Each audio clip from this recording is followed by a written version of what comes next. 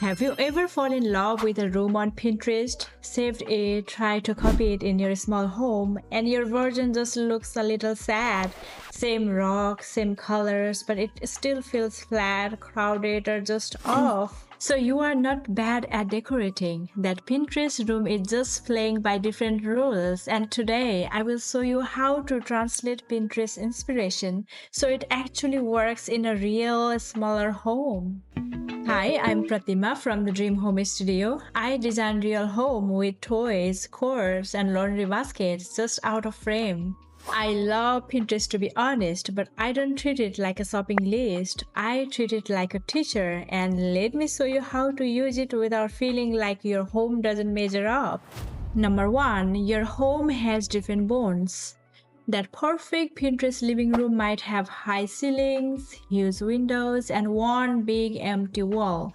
Your room might have a lower ceiling, a TV, and a door right where you want the sofa. So if you copy the exact layout and furniture, it almost always feels cramped or awkward. Instead of asking, how do I copy this room? Ask, what is this picture doing that I can borrow? Look for the idea behind it. Is there one main color? Is the layout really simple? Is there one big focal point like art or a fireplace? It's still the concept, not every single item. Number 2. Scale. The secret Pinterest doesn't tell you.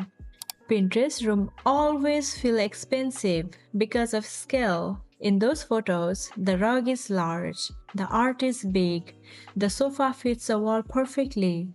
In small homes, we often do the opposite. Tiny rug, lots of little art pieces, and too many small chairs and tables. That makes the room feel busy and small. So, try this instead. Use the biggest rug your space can handle. Choose one larger art piece instead of 5 tiny ones.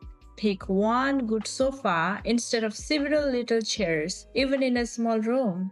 Fewer but larger pieces look calmer and more designed.